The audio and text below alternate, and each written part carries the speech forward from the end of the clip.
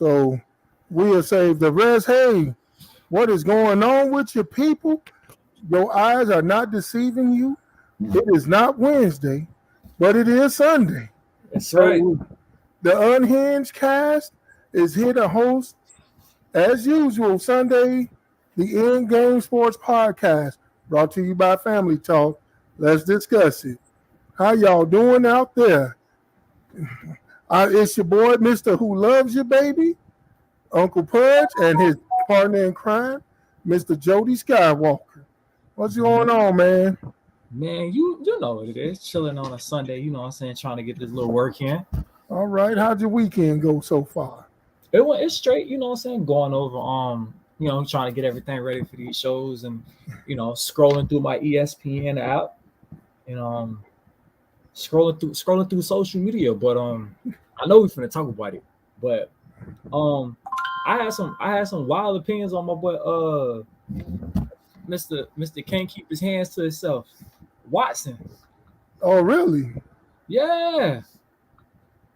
As much as people. What they talking about then? Well, one person said that his 11-game suspension was basically the Roger Goodell pushing to the media and the feminists out there.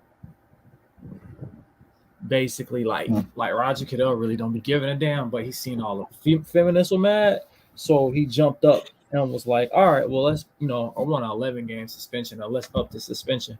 So that's what they did, because I felt like 6 games was enough, but in this PR world we got today, honestly though, he was pushing for a whole year. But for what though? Well, because as the Judge Robinson said, the NFL evidence was dead on. She was like, the evidence pointed to him acting in this manner, but since they didn't have a precedent and the previous precedents that they set for this type of behavior was 6 games, so she went by what they did before. That's why she gave them 6. Goodell then was upset, like, well, you said we made our case. So he wanted a year, indefinite, but he didn't get it. But so they negotiated the 11. They came up with 11 because Deshaun was like, how about 8 games and $5 million? And they was like, so they met at the 11 for $5 million, with also for him to be reinstated, he has to go and be approved by some counselor saying that, he's straight or he's on the right path. All of it is crazy. But again, I just felt like it was more of an agenda that was being pushed against this. It was one of them things where it's just like it's the same as it is every single time, especially an athlete of color does something. It's like we have to make some type of example out of them. So I feel like that's why they push for more than 6 games. But, here's the thing, though. When people say that, I'm like, but Ben Roethlisberger got 6 games also. The only thing about it was he appealed his 6th game and he got knocked down to 4. So I'm like, that's what she meant by precedent. Like, you see Ben Roethlisberger got 6. So it seemed like 6 is y'all standard for this type of behavior. So I'm going to go by the standards you set. So, yeah, but at the time, Ben Roethlisberger was the face of the NFL, though. Yeah, exactly. But he was one of the faces. See, that's the third thing about the NFL. Has many faces. It's not just one. Because right now, Patrick Mahomes, Joe Burrow, Tom Brady, Aaron Rodgers, they're all the faces of the NFL. Somebody's a face. Different week, different face.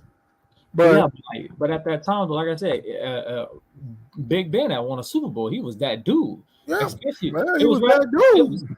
It was right after that. It was right after that little corner end zone toe tap by San Antonio Holmes? Yeah, San Antonio. Yeah, the corner toe tap. Man, still one of the coldest catches in football history. Oh yeah, That mob was smooth, but hey, yeah, Ben was young, Ben was dumb, but you can say the same about Deshaun. He young, he dumb, and him getting 11 games. Some people still ain't satisfied with that. You know, you get people who want him banned for life. Now you can tell what type of people those are. You know, you want them banned for life? Come on, man. Telly, we are not a PG show. We know we're gonna call him. If you don't say it, I'm gonna say it. You don't have to say it. Because them overdoing the freaking feminists. Those are the ones who want him banned for life. But that's the thing.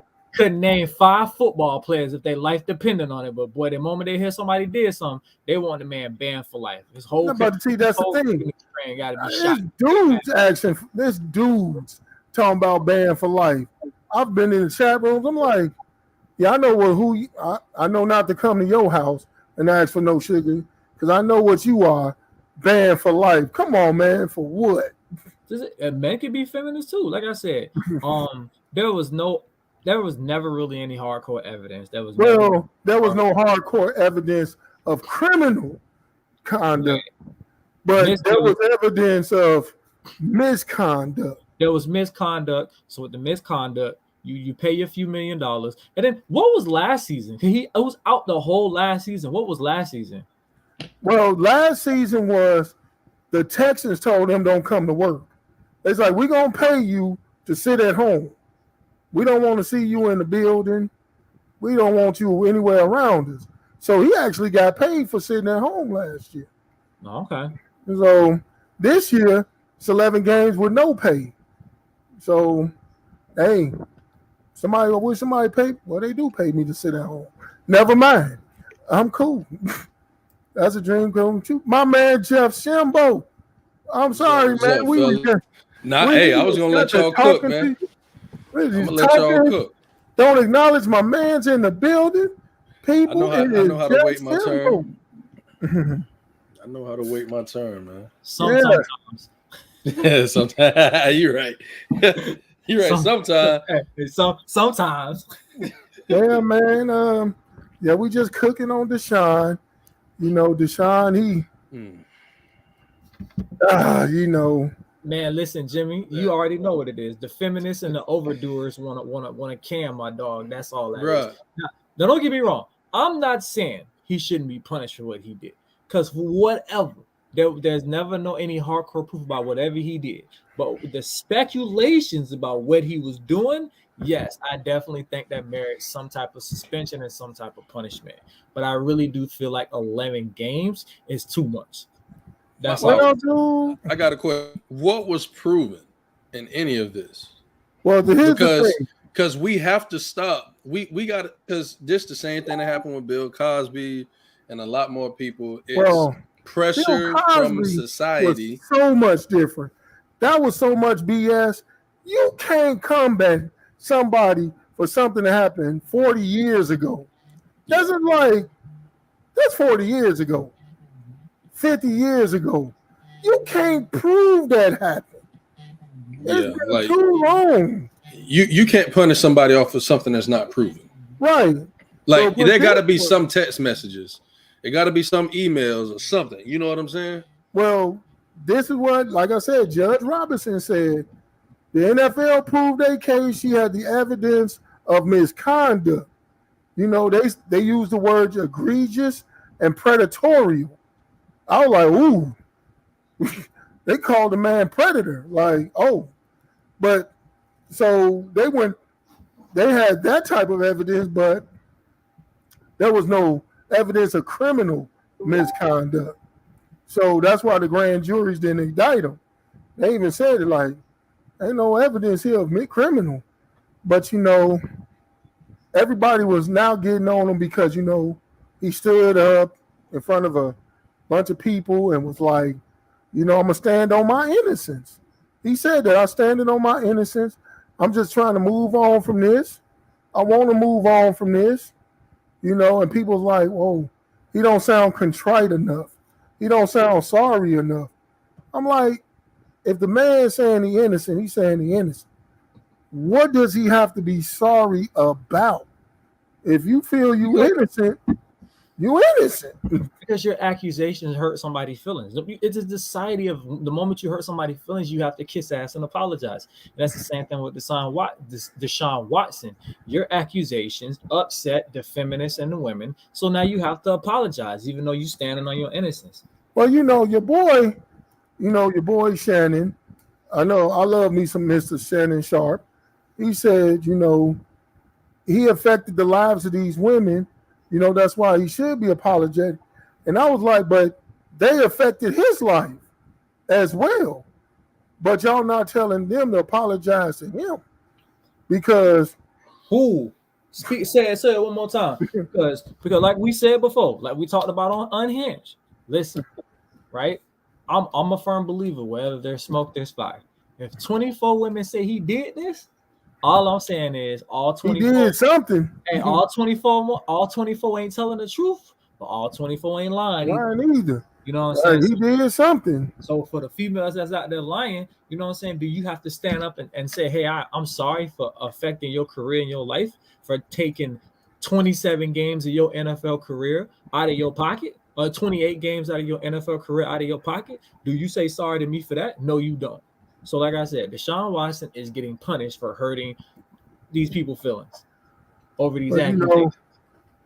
And the only smooth thing I can say about him missing 11 games this year is he was only slated to make $1 million. That's it. So it's like he really not, you're not really losing any chips this year. But next year, that's when that whole 230 kick in. So he gonna lose $5 million of that. So he gonna be down to 225. Won't they hold it off till like next year when he get paid and they just take it out of his check? That's what I'm saying. They're gonna take it out of next year's. How they donate it out of next year's though? Huh? How they taking out of the next year's check? Because when they're suspending him for this year's game. Okay, so they should find him on $1 million that he making. No, because you can't work for free. That's taking all his money. Then they got to change their fine. Actually, he got $5 million in the bank. Oh, he probably just paid it. No, he probably ain't gonna. I'm pretty sure he's gonna push it off till next year and tell him to take it out of his check.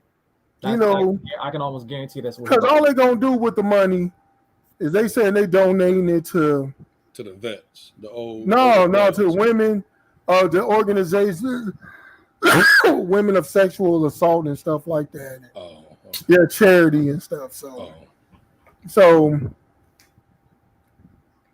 with that being said, let's get to what we here for. Number one, I know you saw the fight, Jimmy. Yes. Me too. AJ and Usyk number 2. Now, I was watching. Now, I get mixed reviews from people. Some people say they had AJ winning the fight. What? I was like, what fight was y'all watching? Who are these people? Man, these people are wild people. And I got people saying Usyk won the fight. I was like, yeah. And then I got another sect of people that said it was a draw. I was like, what? I don't know about that. I'm like, what in the world is going on, bro? I was like, let me tell y'all something. That first round, I couldn't score it. I was like, Second round, that was AJ round. Mm-hmm. I seen that. The rest of the rounds, I looking at Usyk. When AJ started, Usyk stopped him dead in his track. Pop, pop. Like, ooh, bust him. AJ won 12, slightly won 11 to me. I don't see him winning this fight. I knew he lost his fight. Hold on, you said AJ won how many rounds? 12? No, I said he won the 12th and the 11th round. Oh, okay. But I'm like, overall, he lost his fight because he was getting schooled. He had Usyk what round was it? The 9th round when he wobbled him. I'm like, there your time go. Finish him off. He couldn't finish him. I'm like, yeah, you ain't gonna win this fight. I'm like, cause you could have finished that man and you didn't. I'm like, that's not good. Seriously. I'm like, that ain't good. I mean, what you saw, Jimmy? I saw. I gave, to be nice, I gave Joshua 3 for the latest, for the most. I gave Joshua the first 2 rounds. I gave him, I don't know if it was 7, 8, or 9 when I gave one of those. I gave him 3. Probably 9. Probably 9. Hey, that's when he rocked him. Y'all don't know. Jimmy talking about he being nice. Let's hold that did it your heart because he don't do that often. He don't do that often. Benji, my boy, what up, Benji? How you doing, man? What's happening, man? Just now getting in from a live wine tasting event in LA, so rushing in. Pardon me for my water and my Parmesan garlic and herb crackers. Man, I got my water too, man. Go ahead. What's happening? Well, we talking about the fight last night. Talking about the Usyk Anthony Johnson part 2. Oh man, okay. So watch it. I caught a little bit of the Joshua Usyk fight. I was disappointed in Joshua, man. I thought he would show us a little bit more fight. I mean, he was better than he was in the second fight. I mean, the first. He was better. Yes, hold on. But I'll say this. This is the part that got me really tripping about it. He's not really going to lose anything because if Wilder beats the next guy, Hermanius, whatever his name. He's a Russian. Yeah. Right. Joshua is going to end up more than likely fighting Wilder for a big bag. Fury is probably going to end up fighting Usyk for a big bag. For all the marbles. That's right. And Joshua, Wilder, whoever wins that fight is going to, I doubt if Wilder and Fury, because I got Fury smashing Usyk. I mean, really? He's going to bang him. So it's like for Joshua, it's almost like he didn't really lose in that fight. He lost the belts, but if he gets the Wilder fight, who's not watching that? I'm watching it because everybody watching it. I'm watching it. And how much money you think that's gonna be for that fight? That's gonna be huge. Stupid money. Right. So they haven't fought yet. I'm disappointed in Joshua though. No, very Mike, they never fought yet. No. They never fought. They never fought yet. No. Okay, so listen, I'll watch boxing when basically when you and Telly start making a big deal, then I pay attention to it. Like if y'all start making it a big deal, I pay attention to it. So I've been watching the dude Anthony Joshua for a little minute, right? Because he was he's like an Under Armour. He was signed to Under Armour, and my company had like a bunch of posters of him like inside the stores when we had all the Under Armour stuff, right? So I'm like, well, who is this Anthony Joshua? So I'm seeing this super tall British cat or wherever he's from. Yeah, he's British. I'm seeing this super tall British cat, you know what I'm saying, cut to the guy standing in the boxing ring, you know what I'm saying, laying dummies to these cats. And then, you know what I'm saying, I see Wilder and I see him, and I'm like, oh, when y'all gonna fight? You know what I'm saying? I've been looking for this fight for a minute. Like, why haven't they fought yet? That's because you know what? Let me tell you, AJ wanted to fight Wilder or Fury back when they all was undefeated.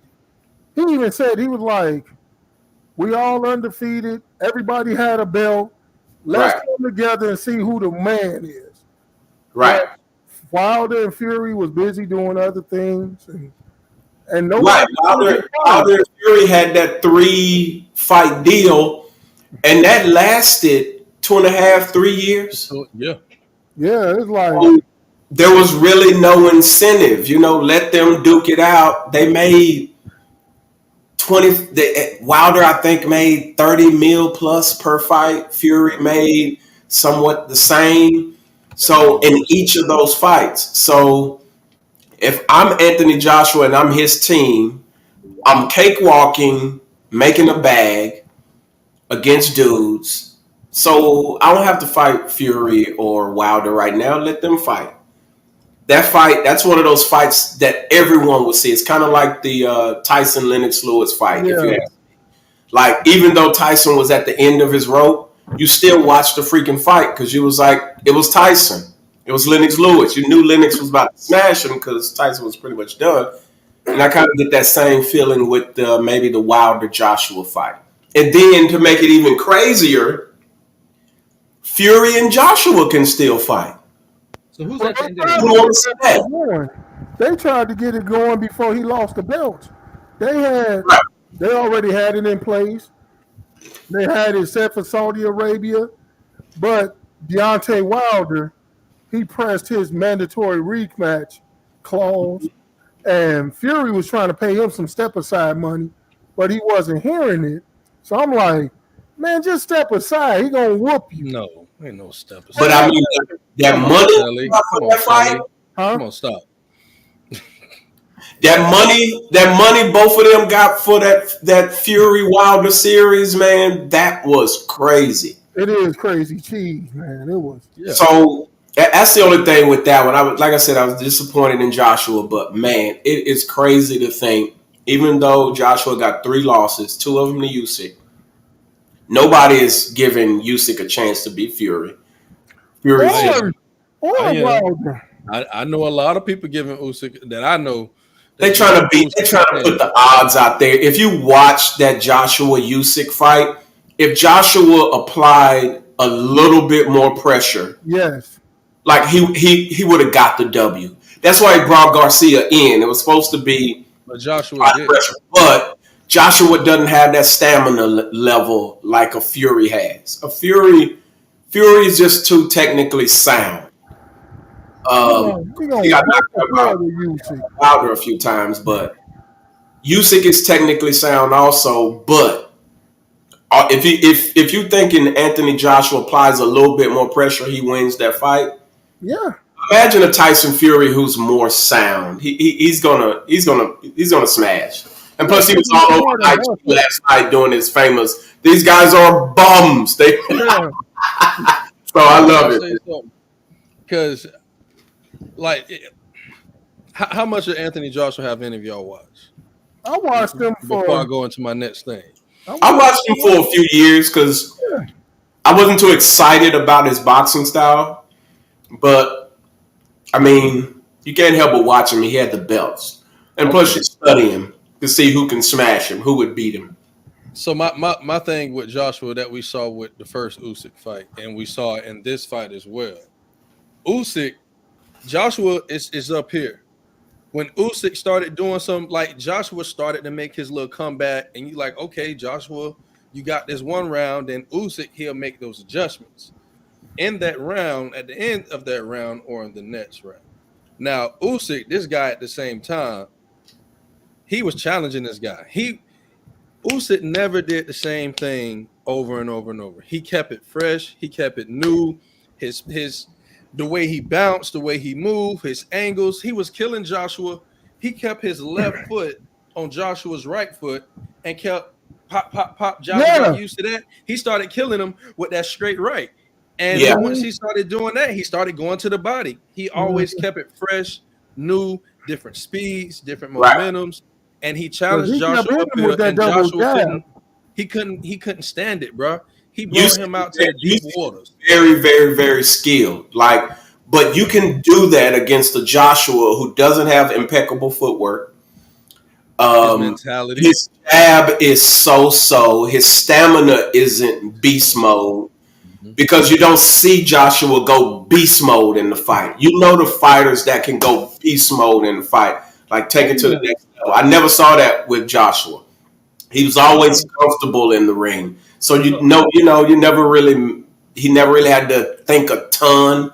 But a Fury who not only he has a great amateur background, he's studied. Like he knows, okay, don't let him, a skilled boxer, get on your right foot, your left foot. Pop the jab out there, work around him. And that's what to me, it would make it an easy fight for Fury. But against Joshua, you can do that because Joshua isn't. It's not like his background is super dope from the amateurs. Like he kind of built himself up later, kind of like a Wilder. You know what I mean? And you can see it. You know, he's not super skilled. And after the fight, he was pissed and he asked, "How did you beat me? You're not stronger than me." And Usyk just you're not stronger than me. He said you're not more skilled than me too. Yeah, it's a skill. He outskilled him, and you can do that against a Joshua. Can't do that against a Fury, especially when Usyk don't have the power like that. I'm not as a cruiserweight, so to speak. He doesn't give me Evander Holyfield power coming from cruiserweight to knock out a pure heavyweight like maybe Fury. So that's kind of where I sit with Usyk. So that was one thing Usyk was missing. If he would have had some power, he would have knocked Joshua. Got him out of there. He would have been gone. He got Joshua out of there. But, now I got people saying Usyk is going to, he should fight Wild. I'm like, no, he shouldn't. Because he's going to get knocked out messing with Wild. I know this. It'll be a tough fight. Messing with Wild. You got to see if Wilder has continued with his boxing mechanics. Because we haven't seen him since the Fury knockout. Well, he got one from then. So I gotta see him and see if his boxing skill has stepped it up just a little bit. And again, he doesn't need much. He's still the bronze bomber. So if he land, he gonna float you. But if he's added a little bit, a feint, a dip, or some things like that to his game, along with the power, then I give him the edge over Usyk for sure to knock him out. I mean, I'm like Usyk. He say he want Fury. Everybody want to see the belts united. I'm like, they talking about December of this year. Getting it done. I'm like, if they can get it done, hey, in Saudi Arabia, December this year.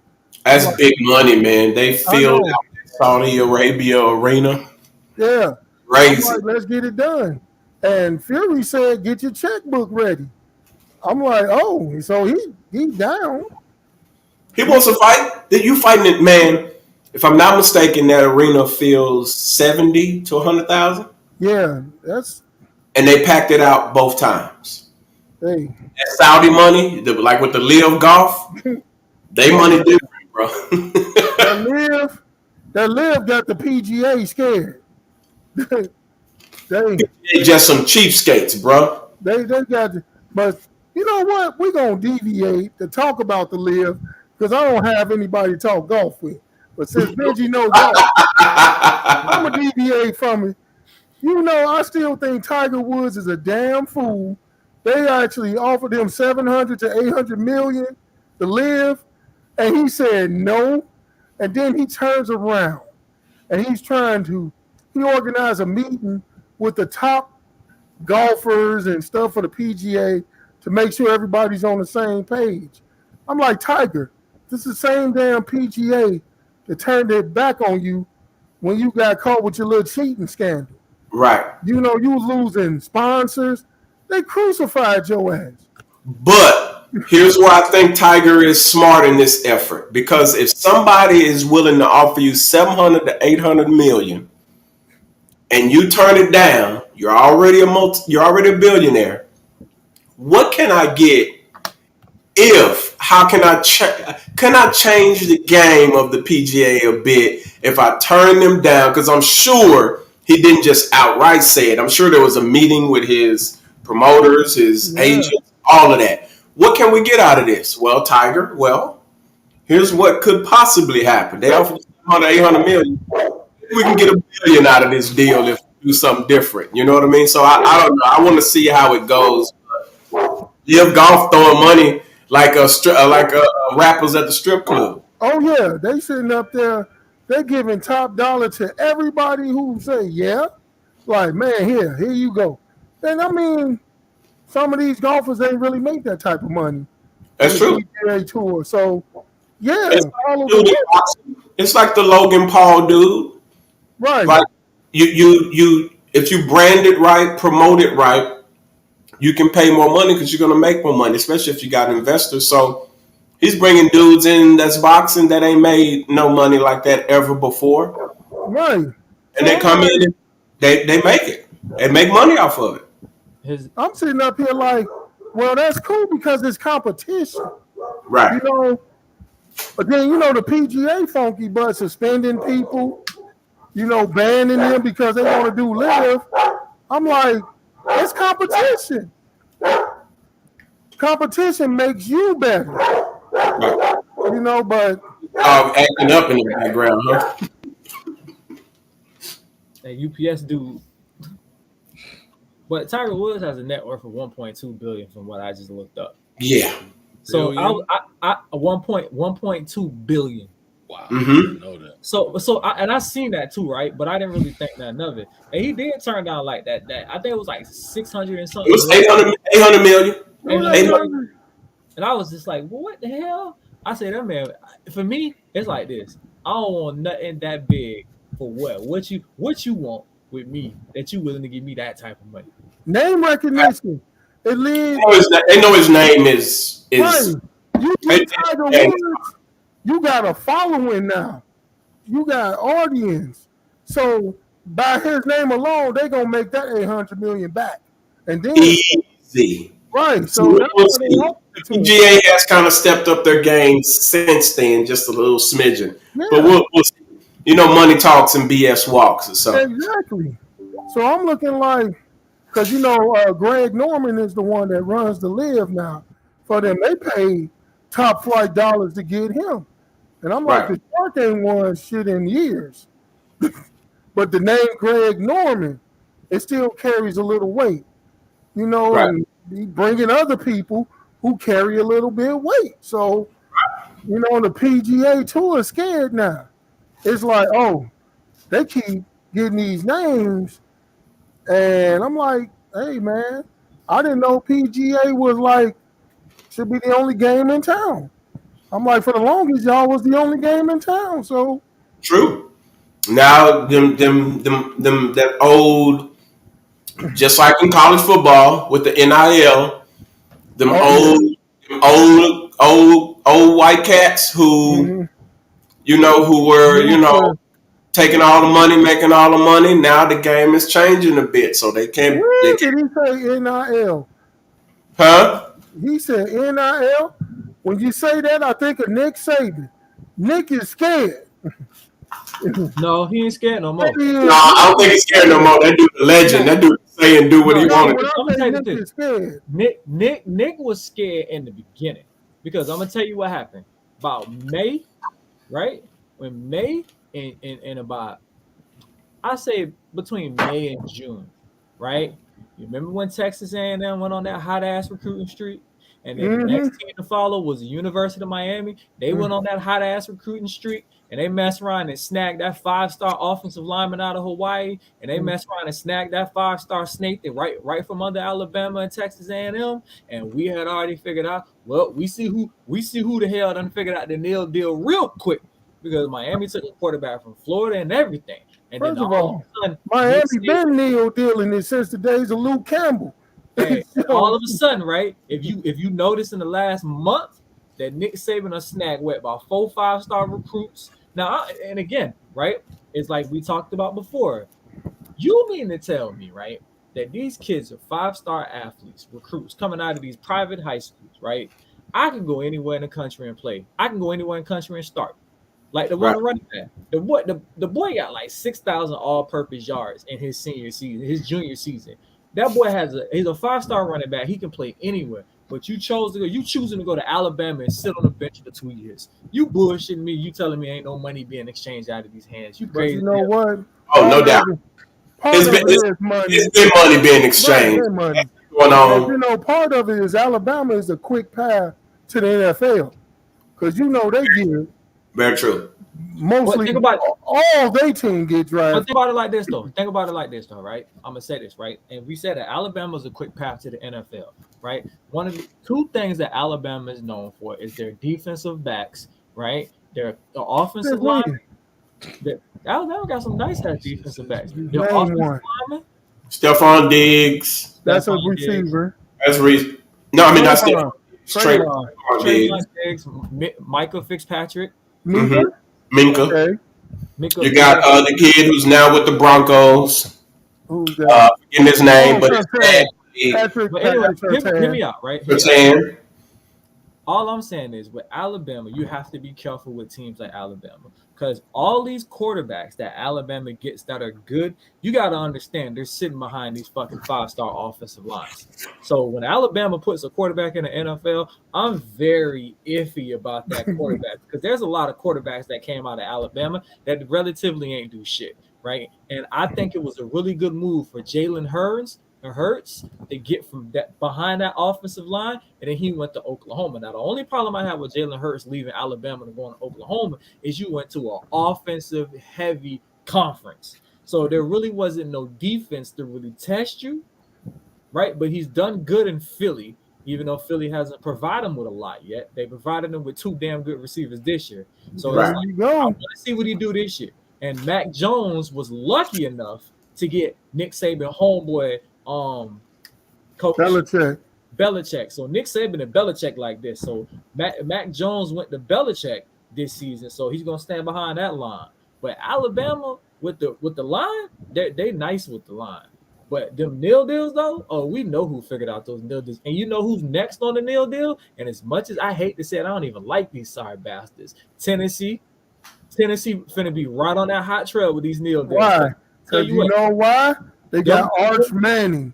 They got Peyton Nephew. Listen, I'm telling you, you can tell which college teams got money and which ones don't. I'm telling you, you about to see who in the next 2 or 3 years, you're gonna see who really come on top. All I'm saying is, watch Notre Dame take off like they did back in the olden days, because now they can pay their players. Watch what I say. I'm gonna drop a name. I'm gonna drop a school on y'all, and I want y'all to watch this school, Jackson State. Oh yeah, of course. State is making noise. Prime time does it great everywhere he goes. They making noise. Bring them up because they are making noise. How y'all feel about Zimmer coming over as an advisor? You know what? I like it because remember Zimmer always a part of the Cowboys organization. So Dion is familiar with Zimmer. And you want people in place who are familiar. You know what I mean? Especially when you're kind of in that space. So, and I actually like Mike Zimmer as a coach. I thought he's done a great job at Minnesota with Kirk Cousins.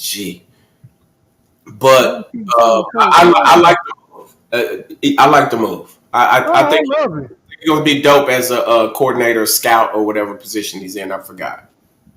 He like an advisor, consultant. Whatever. Yeah, someone like that. I mean, there's a lot of people doing that ever since these nil deals went by. Think about it. Even though my boy's down in Miami, you got Jason Taylor as an advisor, as a defensive advisor. And right, give me a sec, real quick. I got a call. I'm sorry. But nil deal. But why I say Nick Saban was scared was because he started singling out people. Oh, Texas A&M paid for their whole. Pay for their whole recruiting class. I'm like, but it's the thing though. They did. Texas A&M had the best recruiting class in the last 30-some years. It doesn't matter what they did. If they did or did not, they didn't do anything illegal. They used whatever advantages they had. But then he said Jackson State paid a kid $1 million, and Dion was like, "Hold on, we ain't even got $1 million in the budget." What are you talking about? I don't believe that. They don't. Jackson State ain't got no money like that. On the books, probably not. I don't believe that. I don't believe that. Dion got some donations. I know Dion got donations. Listen. Hey, you seen them new locker rooms and the new auditorium and stuff? Oh, he's making it happen.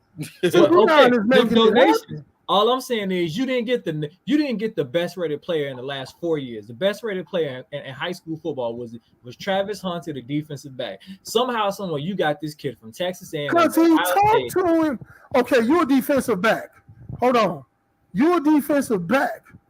And arguably the greatest defensive back comes to talk to you. Okay. And tells you he can teach you. He can coach you. everybody wanted to be primetime Deion. But hold on. You got to understand. Deion, a lot of these players can teach you, but if you don't got the talent and the skill set that a lot of these players got, like Deion and Jordan and LeBron, they can teach you everything they want to teach you. You only gonna go so far on what your abilities all I'm saying, say Travis that you can Hunter, I go. understand that. Travis Hunter is a hellified athlete. Right. I watch his high school. But it's the thing though. Deion is the head coach, my boy. He's not the defensive coordinator. But Deion be showing people. No, but Deion showed the defensive backs in practice something. I seen him in practice showing defensive backs like, when I was doing, this is what you want to do with the receiver, this, that, showing them technique. That's prime time. Now, if Travis Hunter can absorb what Deion teach him and apply it, then Deion made him the NFL #1 pick overall. No matter, but tell you, they come from Jackson State or not. Hey, yo, what's up there? What's up there, E? You're gonna have to understand, Telly, is that he's playing against lesser talent. I don't give a damn. Jackson State ain't playing division like those top schools. So Travis Hunter. Not yet. But you see what happened when they played their bowl game last year? Turn around and got their ass whooped out. But that's their first year. Come on, Mike. Come on, yeah. First year. They just starting. Right. For them to even make that bowl game was huge. Was an overachievement. Yeah. They only lost one game his first year coaching. He is building a bully. Let me tell you something. There's been talks about won't he schedule Alabama? Like already they want him to play Alabama. He said, I wouldn't do that to my boys. We're not ready for Alabama. No, right. I'm not and saying he being honest. Alabama. But he said it's like this. He said give him some time. And I believe him.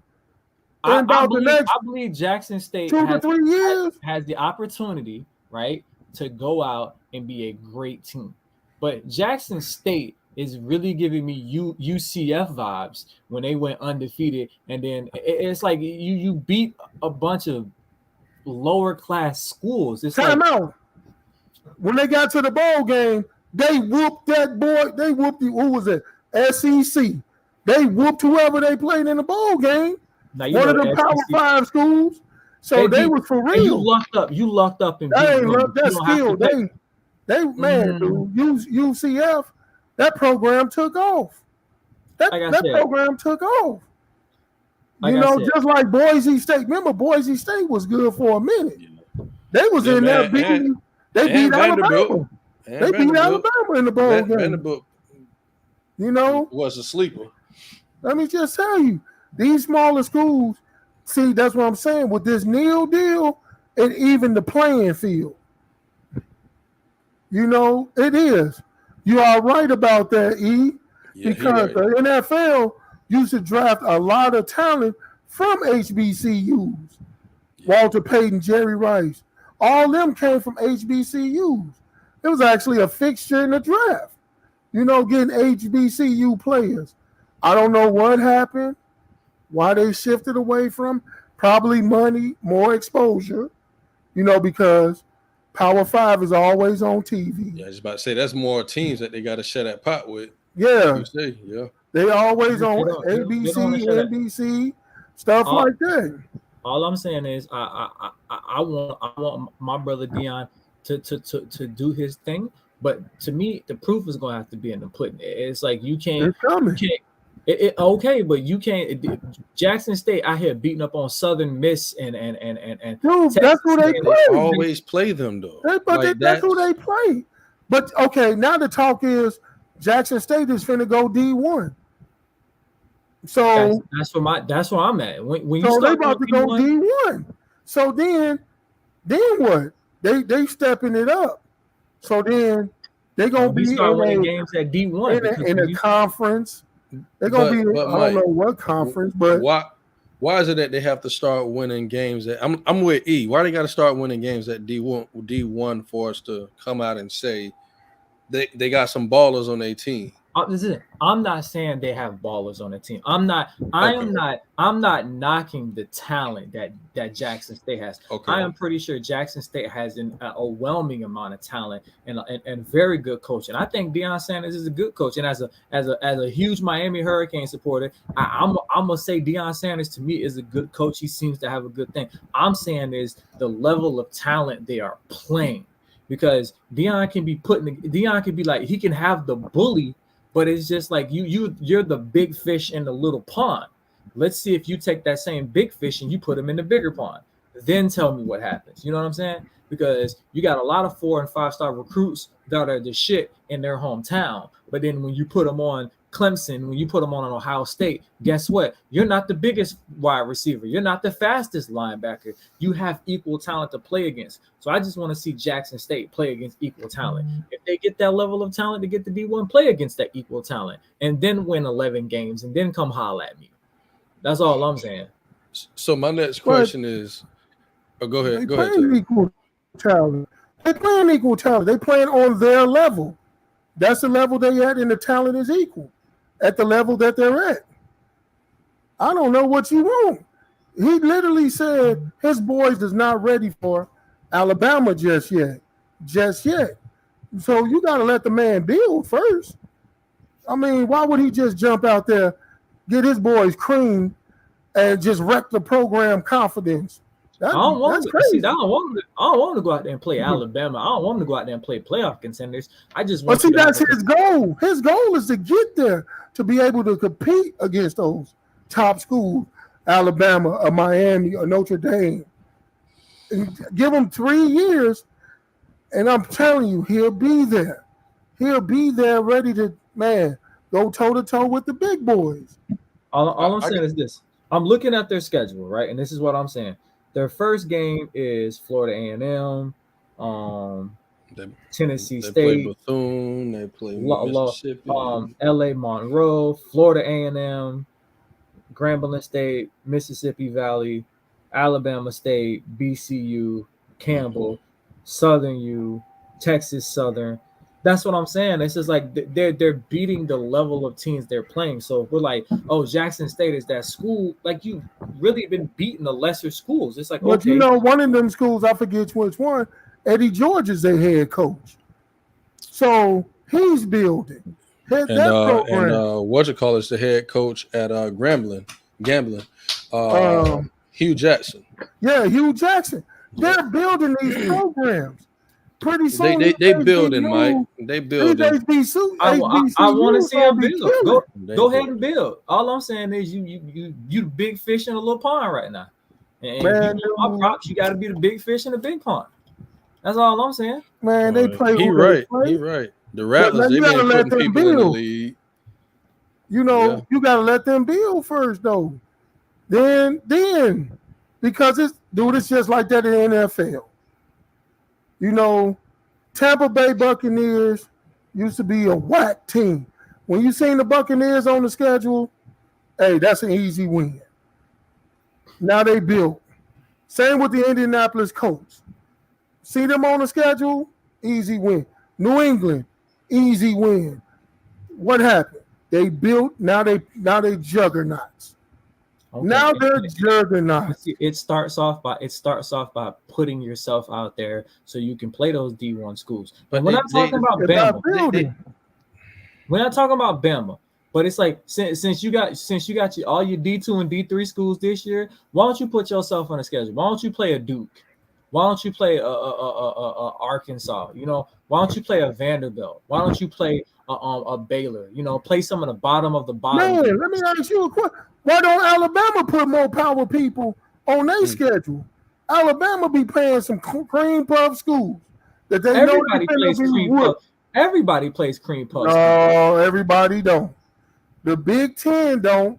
They put people on the schedule like top 5 teams. Alabama and Clemson for the past few years towards the end be putting these cream puffs on the schedule.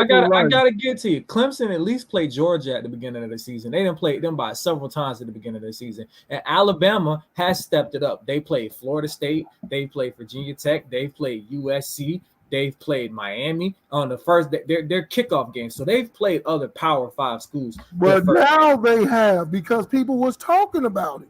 Like, why is it they playing, man, Florida A&T? Like, you know you gonna kill them. That's a lot of teams do that, Tully. Alabama's not the first team to do that. So they can keep themselves in the national picture. If you Alabama, you ain't scared of nobody. Tell it. Alabama do it. Clemson does it. I said that. Auburn do it. Florida Auburn trying to catch up with Alabama. Hey, hold on. I got a question before I go. I got to go pray with my babies in a little bit. Before I go, Mike, how you feel about that new locker room? I fucking love it. How you feel about that new locker room, baby? That thing was lit, boy. Yeah. I absolutely love it. Hey, sometimes it takes a new voice to come in to move things in the right direction. You know, I love it. I feel like this. I'm gonna say this, and I don't want to pump my boys up too much, but I feel like pump them up. We are moving in the right direction. And I think for Miami to have success, it is this simple. If as the University of Miami, you want success, you have to win those 2 games on the schedule. You cannot go out and get blown out by Texas A&M this year. You cannot go out and get blown out by fucking Clemson. And if Miami wants to get back to a place of precedence, you have to go out and win those games. I don't give a damn if it's by an inch or it's by a mile. Are they gonna win it this year? The man just got there. No, he got to build. But I like it because I've always said that. It starts off with a winning record. I say if Miami does this, right? If we go 9-3, let's say we lose to Texas A&M, we lose to Clemson, and we take 1 loss in the ACC. We go 9-3. It is like this. How do you play in your bowl game? If we can win our bowl game convincingly, you building something. You have to start building. And what Mario Cristobal is doing, I like what he's building, right? You know why? Because he was a part of that program. He know what it means to be a Hurricane. He was the center to Gino Torretta in the 90s when the Hurricanes was just, look here, man, we was up here in Chicago wearing Hurricane gear. And we in Chicago. Because y'all know what it is. No, dude, that's it. The Hurricanes were rock stars. You know, it's like, man, you had, dude, especially me. I had the hat, the starter jacket. Man, I've always been about the Pelican, man. So he was a part of that. So he knows what it's like, what prestige that program have. Best hire they did is to bring in that player who knows that, who knows what it's going to take. You know what being a Hurricane means, to bring that prestige back, and he's doing it. He's heading in the right direction. They brought a recruiter who can come in and recruit because he was doing his thing at Oregon. And this year when he beat Ohio State, you know what I'm saying? I was like, they knew what they was doing. The board of committee was tired of the shits, and they was like, look, we don't care what anybody say. Mario Cristobal coming back. So they got him to come back this year. And but you remember though, it took a while, you know, and they did come to Chicago. You know, it took a while for them to get back on track because of all the scandals and the punishments that have been passed down to Miami. You know, don't forget the shitty coaches. Because Al Golden, I don't know what the hell that was. Neither do I. That was just the Hurricanes. Yeah, that was just a shit show. And they had to put somebody in place that kind of fit the profile to make all the drama go away after Al Golden. Larry Coker was a downfall, and then Al, and like I said, the problem was the team was so good, you really didn't need, and they got robbed in Ohio State. There was a pass interference call. They should have won that championship. Benji, the fact that it was that damn close. The fact that it was that damn close was the problem. At a certain point, it's like, bro, I don't know what we're doing, but we just gonna keep throwing live passes to Andre Johnson and Jeremy Shockey because I'd be damn. Like the fact that it's that close. Well, boy, them boys could ball. Yeah, but you just said Jeremy Shockey and AJ and what AJ well not AJ Johnson. I'm forgetting Andre Johnson and Jeremy Shockey. The fact Bro. that you had them. You knew that both of them brothers were pros from day one when you scouted them in junior high school. You knew they was pros. Yeah. It was just like they should have lost. That game shouldn't even been close. And you're right, that wasn't a pass interference. But Larry Coker was an eventual downfall. And then you brought in Randy Shannon, and Randy Shannon turn around. Randy Shannon, look, man, you keep naming these obscure coaches. I forget. Yeah. Randy Shannon was our linebacker coach. He was the defensive coordinator or something. And then after Randy Shannon, you brought in Al Golden from Temple. And then you brought in... That's a mistake right there. What in the hell has Temple won? I don't remember. He rebuilt Temple. You had to bring in the face, man. You had to bring in somebody who could, just kind of not keep the expectations super high. They had to taper it off a little bit. You know what I mean? So I tapered it off a lot of bit. It makes sense. And then after Al Golden, you turn around and you brought in Mark Richt. And something was fishy. Well, I understand about the Mark Richt pick. Hold on. It made sense on paper. Hold on. Here's the shit that get me, right? So, like, at a certain point, if you remember the season, right? What was it? When we got rid of Al Golden, the University of Miami's AD reached out to LSU and was like, hey, what you finna do with Les Miles this season? Because if you firing him, we'll take him down here in Coral Gables. And the motherfucking Tigers like, no, we keeping him. Fired his ass off the freaking 4 games. I was like, they were 2-2 and they fired Les Miles. And I was like, and then we ended up with freaking they fired Al Golden, and then we had the tight ends coach, right, as the interim head coach. And he was the coach that was coaching that game against Duke, but we had that 8 lateral play that went for a touchdown. Yeah, the one when we lost to Duke. No, we won. Remember, we won on a last-minute kickoff. We lost to Duke one year. It blew my mind. Yeah. Mark Richt was coaching. I was like, how the hell you lose to Duke? 20-16. I watched that game. Like, North Carolina, I can understand because they built a decent football program.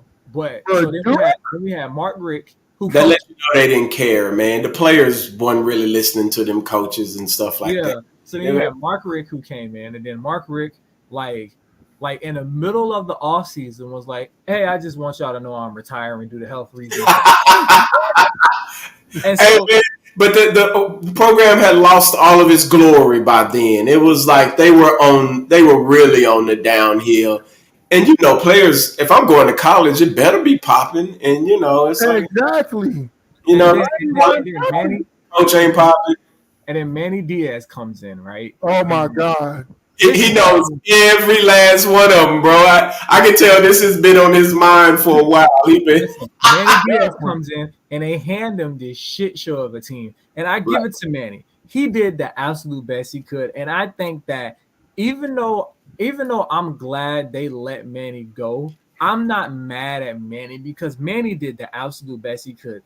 Every single year he made an adjustment. His first year when he brought in Blake Baker, and he had that when fucking North Carolina decided that they was just gonna run for 700 yards against the University of Miami, he fired his ass. That bowl game when we lost 7-0 because our offensive coordinator sucked, guess what? Manny fired his ass. So every single year, Manny was making coaching adjustments, right? So he was doing the best that he could with what he had. So therefore, I'm not mad at Manny Diaz at all. I just knew we just needed a better coach. And so at the end of the season, there was a whole bunch of chatter when they said that. And I knew it was coming too because people were speaking up. People were like, bruh, they ain't no fucking something's got to give, right? We are too prestige of an organization to be going that bad like this. Something's got to give. When them donors, right? The boosters held that big ass meeting, and they said it's boosters only, right? And they was like, here's the deal: we cleaning house, everybody got to go. Gotta go, right. Not donate a penny. That's exactly Oh, what you already know the money talk. All of a sudden, Blake James, the AD of athletic director, he went. Next thing you know, Manny Diaz went. Next thing you know, that I can't think of the other lady, she went. And all of a sudden, money, like I said, like Benji said, money talks and bullcrap walks. Because next thing you know, we got Clemson's athletic director. We got Ed Reed as overseer of the team. You got Alonzo Highsmith as quality control. What's the link to that? They all played for the Hurricanes. But no, in their glory days. You got Jason Taylor. You got Jason Taylor as a defensive advisor, one of the best defensive ends in the universe not university, one of the best defensive ends in pro football. And with the Miami Dolphins, he's now a defensive analyst, right? And then when right at the end of the season, and it was like Miami done hired your boy Cristobal. I was like, oh yeah, they dug deep in them pockets. That's like, we paying somebody. Somebody finna get this paper. They'll be back because now Florida got that long paper flowing back in there again. The Hurricanes will be back. I think. Oh yeah.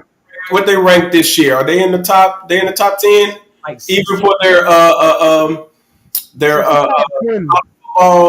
recruiting. Oh, and recruiting. What we are recruiting, our 2023 class is like number 8, I believe. Yeah, but I believe they've kind of stepped it up a little bit more. Well, here's gonna be our task, right? Tyler Van Dyke is one and done this season.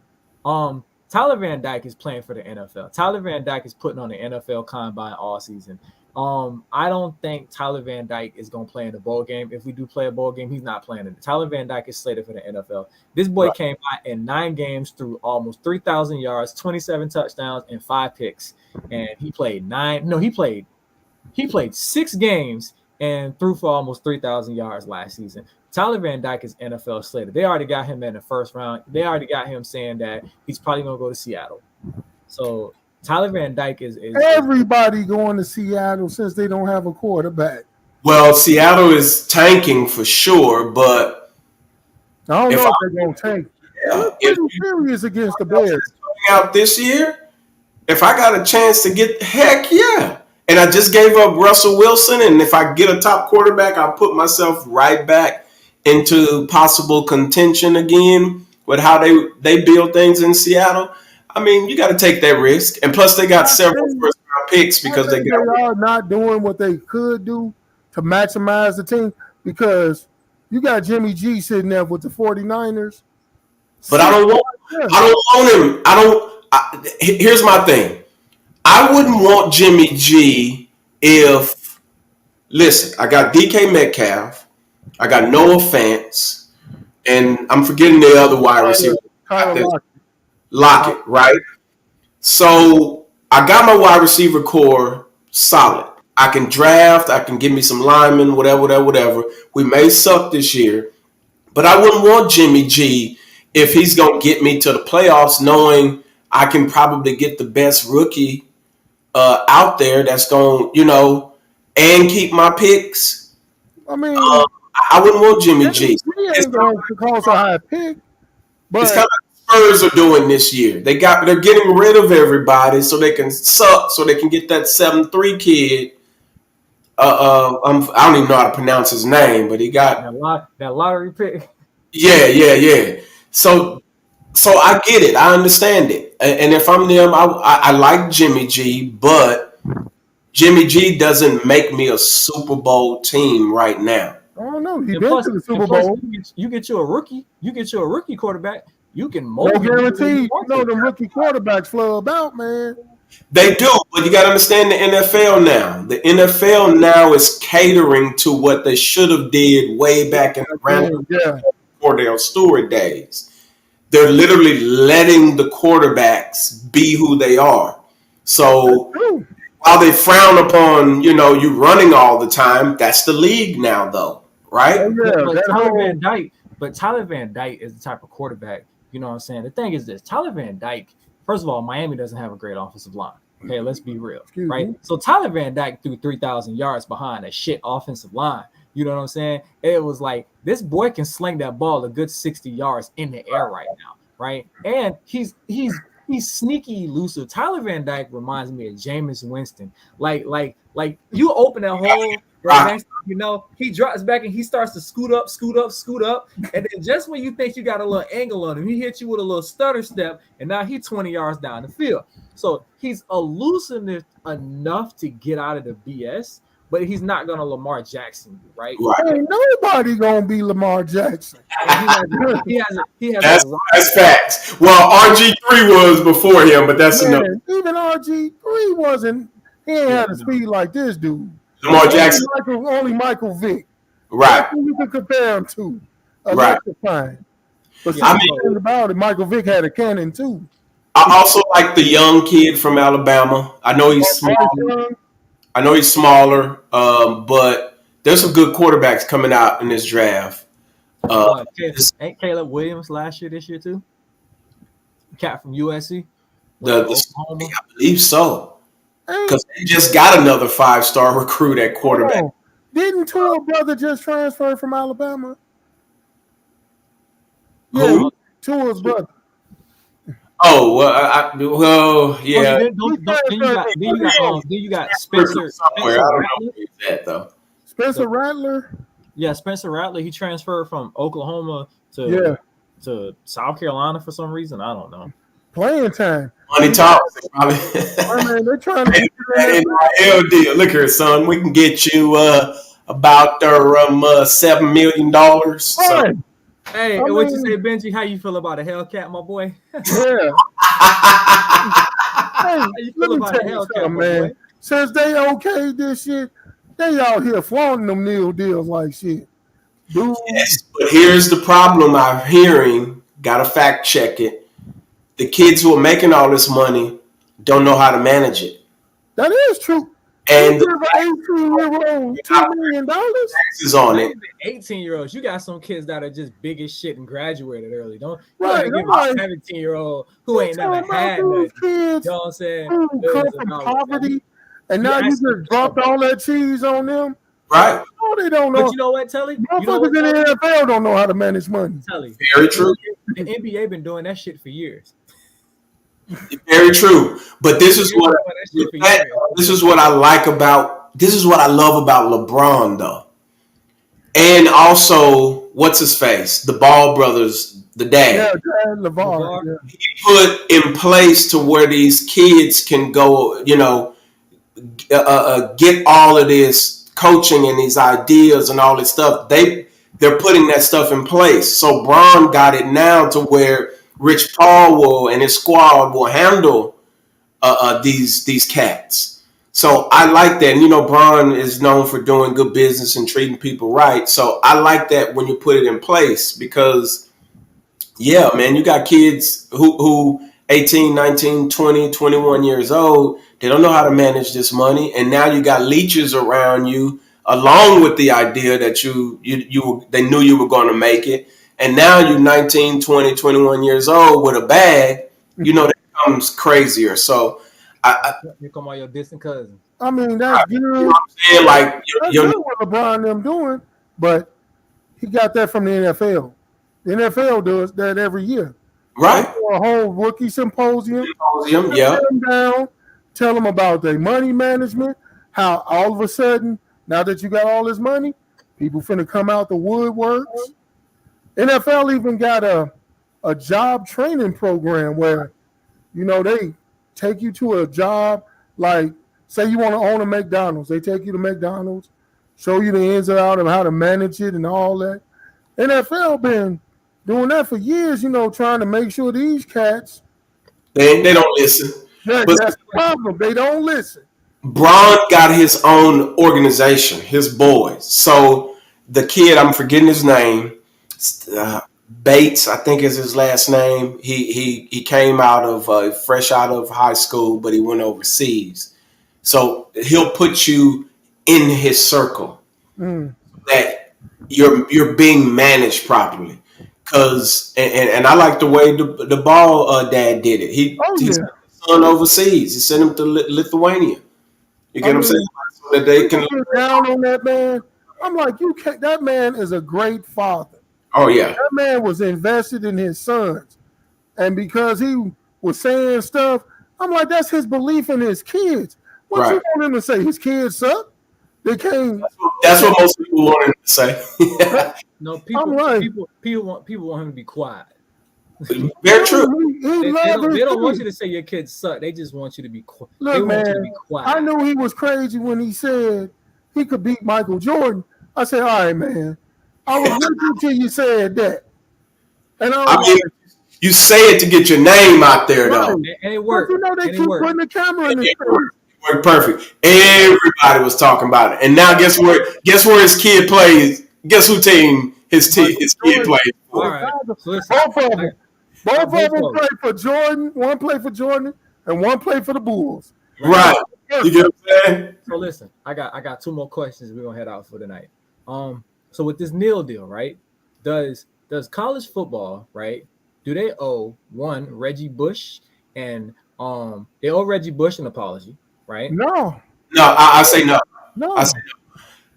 The reason I say no is because listen, we're operating how the rules were. Exactly. It's kind of that simple for me. Now, I don't think Reggie Bush should have been treated like he was treated. Right. But those were the rules back then. That's it. That's like me. That's like sensitive spot, but that's like dudes who got caught with pounds in the 70s, pounds of weed, and then now we're in the 20th century and it's, you know what I'm saying? Like, it's legal now. Like, I get it. People are saying, well, what about the dudes in jail for 20 years? You get what I'm saying? That was the attack back then. We're under different rules. Now, would it be dope if it changed and, you gave Reggie Bush some flexibility, da-da-da-da-da? Yeah, it'd be dope. I'm totally down for that. But I don't see the organization as having to do it when they were just simply operating under what the rules were back then. Okay. I mean, this came up. This subject actually came up. Reggie Bush actually did apply to get his stuff back, and they said no. Like, that was like Benji said, those were the rules. You broke the rules back then. Right. I'm like, you can't argue with that. Like, you said, it sucks, but hey. Okay. That's the rules. I don't mind bending the rules because I bend them. Right. But I mean, hey, it's like if that was in place. Now, like I said, I get it. If he approached them, should he get some recognition? I would say so. He was too much of a great man. Reggie Bush, listen, man, he just dominated. Oh, and yeah. That was a badass 1-2 punch. Bro. That liner. Yeah. That was there. But Vince beat them all. No bending the rules, but if he should get a statue. I'll put it like that. And last question tonight. They should let OJ back. Shit. That's it.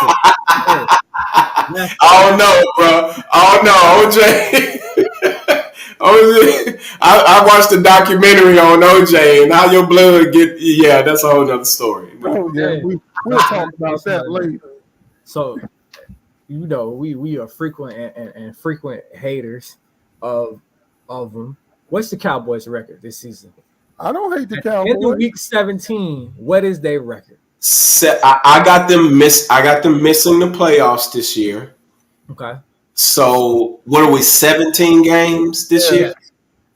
So I have them winning about 8 games, 7-8 games. So whatever that leaves us on the end, like 7-9. 8-9, 7-10. They play a lot of great quarterbacks this year, and they play a lot of good running backs this year. So, and I actually don't have them even making it into the playoffs. But I give them 10-7. Okay. I give them making it to the. I get them eliminated in the first round of the playoffs. Okay. Yeah. Okay. I got the Eagles making. I got the Eagles. I got them going toe to toe to the end with the Eagles for the division. Yeah. I think the Eagles are going to. I think they're going to take off this year. I think Jalen Hurts is about to be phenomenal, and The Eagles. I'm not worried about the Redskins because my bad. Commanders.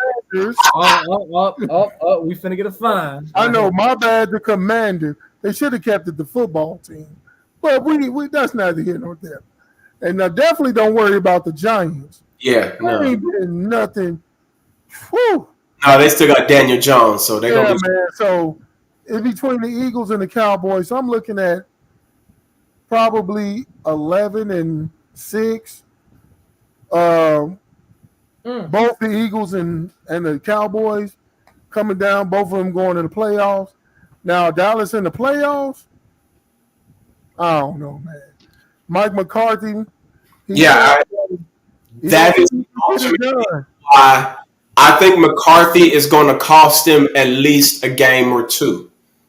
Along with the team not being super great, I got it. McCarthy messing up a game or two.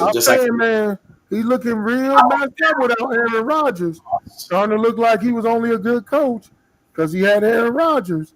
Because I'm Aaron Rodgers got that young quarterback, that young coach looking like looking like a great. Right, looking like great. His record is like 70%, almost 70% of his games. But you know what? I don't know. He started just this week, yesterday to be exact. He started gushing over Jordan Love, talking about he light years ahead of where he was last year. I'm like, they might be trying to push Aaron out the door. Man, I have a couple homegirls that are true Packer fans. That dude threw 3 interceptions in a preseason game. Who, Jordan Love? Yes, just recently. Oh. Yeah, I know. He ain't about nothing, bro. Trust me. I don't know.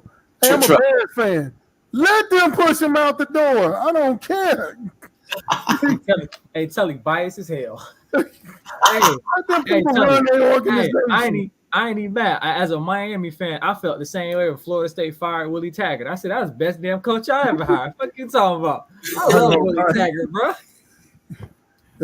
This NFL season, it's going to be something.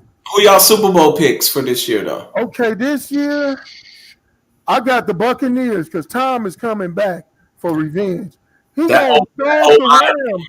Bro. He's going to stomp the Rams, man. I'm telling you. All right, so here we go. Back. Here we go, Benji. I got it, right? Okay. Buccaneers and from the AFC, maybe this time they finally break through Buffalo. Yes, I got Rams in Buffalo in the. I got you. Ready? I got offenses will prevail this year, right? I have the Chiefs and the Chargers in the AFC Championship, right? Oh, now that's I can't lie, man. The Chargers look good. You know what I don't like, though? I don't like their D-line. Why not? That it's not like I like their linebacking core. I like Bosa, but after Bosa, like, tell me what do they ain't got no beast. They got Khalil Mack. No, that linebacker. Yeah, that's they rushers. They gonna rush the quarterback. Up the middle ain't that hot. Didn't they have Jamal Williams up? Hold on. I gotta look into it. Hold on. With the Chargers, they just gave Derwin. They just gave Derwin 70-something mil. So hopefully he stay healthy all season. Right. That's the only thing I don't like about them. They got the star safety. They got the wide receiver. I'm forgetting his name. Number 30 Williams always gets hurt. Oh, Keenan? No, not Keenan. Mike Williams. I think it's Keenan. Oh, Keenan Allen? Keenan Allen always getting hurt. Keenan Allen, but they got Mike Williams. I love Eckert. Oh, yeah. I love Eckert. I pick him up in fantasy all the time. Yeah, Austin, he the one that made them get rid of Melvin Gordon. Right. Like, now, I do have as my MVP this year. Their quarterback, San Diego. Oh, Justin Herbert? This what I'm saying. Justin Herbert, Patrick Mahomes, AFC Championship. No, Chiefs done, bro. Chiefs is finished. Chiefs loaded up though. They loaded up at wide receiver. I like what I got Pat Mahomes boy and Matthew Stafford in the Super Bowl. And for an added bonus, right? Okay. Added bonus, I got be heartbroken. I got an 80-point shootout for the Super Bowl. You I know, got an no 80-point feeling shootout to be for the hurt. Super Bowl. 80 points. So Hey, who Playing all the Super Bowls they gonna win win. the Super Bowl? The Rams? I would say this. If I had to say, Rams I ain't would going give it back, to the bro. Rams because they do have a little bit of defense. Who gonna stop the Rams? Who you got the Buccaneers stopping the Rams? Tom Brady almost beat them last year, getting messed Yeah, up. Tom Brady's whole line. He lost Ollie Marpet. He lost his starting center, and then his other guy just got injured. I know he just got injured. They still got, trust me, they about to make it work. He got enough offensive firepower to make it work. Because they couldn't do nothing against the Rams with that bad. Think about it. They couldn't do nothing. And he getting bloodied up, and he came back on them. If it wasn't for that bad defensive call, Don't start. they I mean, won. Don't start that comeback. Tom Brady always find a way to come back. You know what I'm saying? Hey, Brady Benji. finds a He way. did though. It wasn't Tom Brady. Okay, let's not talk about that missed fucking chip shot field goal right before halftime. Let's not talk about a very That's part of the game. a very uncharacteristically dropped third down pass with fucking All right, man. Cooper Kupp That's a going across game. the middle. That's the game. Let's You not can't talk blame- let's not talk about what a if very, that Mario a Manningham very- don't a make very- that catch in the Super Bowl? a What very if Dez caught it? fumble. Hey Benji, let's not What talk if about Dez caught it against Green Bay? Hey, let's not talk about a very Right. iffy fumble. Cooper Kupp. Cooper Kupp got 2 fumbles all season, and one of them playing the damn Bucks when they up 20 damn set. They up 27-3. He Hey, was due for one. But he was due for one then. Something always happened when Tom Brady out there. Something. Benji, Look at let's not man. talk about Jalen Ramsey completely giving up a touchdown to Mike Evans because, like, literally Like just stopped Mike in the Evans middle was of fucking scrub or play. something. But hey, Ramsey be shutting down Mike Evans. Listen, Look, all I'm you saying act is, like he Benji, was I'm with you. scrub. Every That's time Mike Tom Brady Evans. get behind, something starts happening. You know what Right. I mean? You All can say I'm that if the refs were involved. These were Right. players involved. They Right. messed up. They All got. I'm saying is Rams and Buffalo. See, And- you and saying Ram, but and I got see, Rams. look at the history. They When gonna the last watch team- Rams mid-season add somebody, and you're gonna ask the same question: where did they get that? some money. Well, you know Money. they already got Don't their give a shit team. about money. Rams They gonna give lost. Who we'll they give lose? you. Hey, They lost Rams gonna be Robert like, hey, Woods, bro, right? we'll give you our 2030 draft pick for this, our 2030 I'm first round saying. pick for this nigga. Exactly. They go all Give a in shit right about now. first round picks. Listen, that Cali money that they just made for that Super Bowl, they gonna want that run. They gonna want that run back for a Super Bowl. That money was deep. I'm telling you like this: they lost Robert Woods, but then they added Allen Robinson. Yes. So I'm You like, don't know how good Allen Robinson is because he was with the Bears. I mean, exactly. That's why I was like, oh, that's a hell of a pickup. Man, Cooper listen, Kupp about to go bananas over there. I- Matthew Stafford, I'm like, you just got you a gamer. That's all a I'm saying is don't be surprised if somebody like OBJ end up re-signing, and then you look up and then they sign somebody else. Like, Hey, don't They be were talking about the surprised. Bears may sign Hey, OBJ. Hey, don't And be I'm like, surprised mm. if wasn't it? Don't be surprised if Amari Cooper says F this with the Browns, and the Rams be like, hey, we'll give you our 27, 28, and 29 first round pick for Cooper. hey, They'll do it. the only thing that'll slow the Rams up this year is injuries. Stafford got the elbow issue. That's the only thing that can slow them up. They Cooper signed got AB. hurt a couple times throughout his career. Man, listen, unless they got like a little Super Bowl hangover, but man, them boys are ready to roll again. Calvin Johnson finna come out of retirement. No, he's not. yo. Megatron coming out of retirement. Calvin Johnson signs with the Rams. If Calvin come out of retirement, Tom gonna get him. Tom gonna get on the phone and be like, come on over, brother. Benji, Y'all better watch out. Y'all gonna fool around and Antonio Brown end up. Oh no, he ain't Hey, coming Benji, back. how far you live away from the Rams Stadium? I'm about I'm about 45 minutes from that joint. See, hey, if Calvin Johnson come out of retirement, just go ahead and give me a guest bedroom ready, baby. I'm coming. I got you, bro. I got you. Well, the guess of ain't none of my honeys watching this show, is there? I don't know.